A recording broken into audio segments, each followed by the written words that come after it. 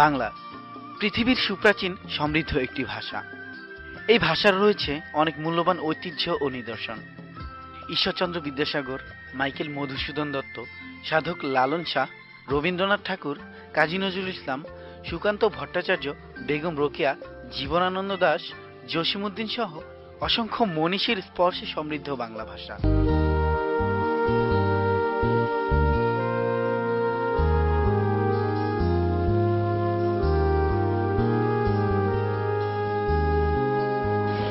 বঙ্গোপসাগরের তীর ঘেঁষে সবুজ অঞ্চল জুড়ে অপরূপ সুন্দর এক দেশ বাংলাদেশ।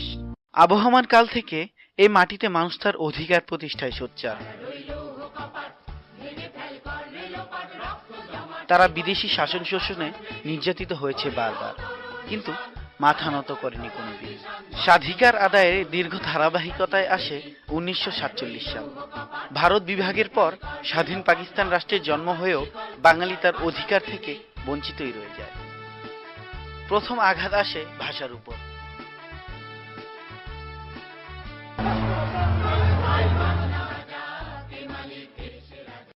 ভাষাবিদ ডক্টর মোহাম্মদ শহীদুল্লাহ বললেন, বাংলাদেশের কোর্ট ও বিশ্ববিদ্যালয়ে বাংলার পরিবর্তে উর্দু বা হিন্দি ভাষা গ্রহণ করা হইলে ইহার রাজনৈতিক পরাধীনতারই নামান্তর হইবে।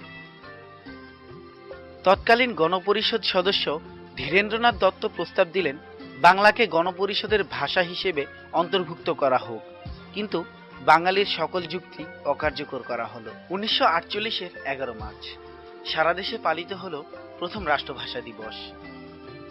বিক্ষুব্ধ ছাত্রদের আন্দোলনের মুখে পূর্ব পাকিস্তানের মুখ্যমন্ত্রী খাজা নাজিমুদ্দিন বাংলাকে অন্যতম রাষ্ট্রভাষা হিসেবে মেনে নিলেন। কিন্তু 1948-এর 21 মার্চ পাকিস্তানের গভর্নর জেনারেল মোহাম্মদ আলী জিন্নাহ ঢাকার রেসকোর্স ময়দানে এবং এর 3 দিন পরই বিশ্ববিদ্যালয়ের কার্জন হলে ঘোষণা দিলেন, উর্দুই হবে পাকিস্তানের রাষ্ট্রভাষা।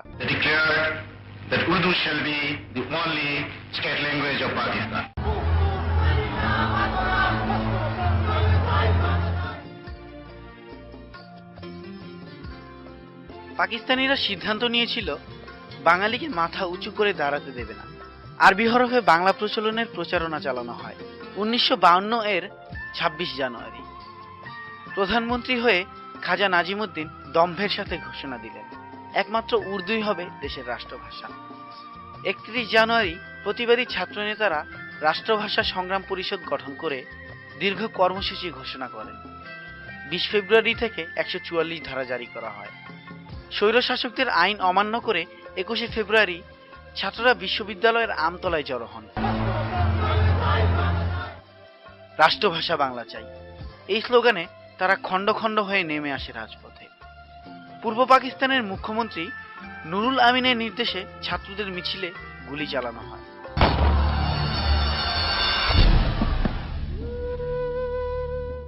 নিহত হন আব্দুল জব্বার, রফিকউদ্দিন আহমেদ, আব্দুল সালাম, শফিউর রহমান, আবুল বরকত এবং আরো অনেকে। এই আন্দোলনকে সমর্থন জানিয়ে কারাগারে আটক শেখ মুজিব ও মাওলানা ভাসানী দীর্ঘ 12 দিন অনশন পালন করেছিলেন।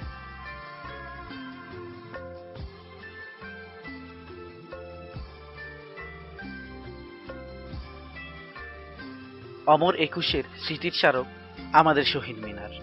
এই মিনারের সাথে মিশে আছে বাঙালির অনেক রক্ত, অনেক অশ্রুজল, মিশে আছে তারুণ্যের গৌরব গাথা।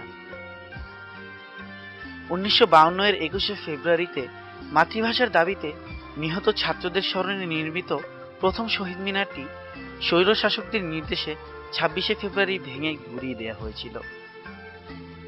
স্মৃতির মিনার ভেঙেছে তোমার, ভয় কি বন্ধু, আমরা এখনো 4 কোটি পরিবার খাড়া রয়েছি তো। 1954 সালে প্রাদেশিক পরিষদ নির্বাচনে যুক্তফ্রন্ট জয়লাভ করলে 9 মে অনুষ্ঠিত গণপরিষদের অধিবেশনে বাংলাকে পাকিস্তানের অন্যতম রাষ্ট্রভাষা হিসেবে স্বীকৃতি দেয়া হয়। 1952 সালের 21 ফেব্রুয়ারি যে চেতনায় উদ্দীপিত হয়ে বাঙালিরা রক্ত দিয়ে মাতৃভাষাকে মর্যাদার আসনে প্রতিষ্ঠিত করেছিল, আজ তা দেশের গণ্ডি পেরিয়ে আন্তর্জাতিক সম্প্রদায়ের কাছ থেকেও স্বীকৃতি লাভ করেছে।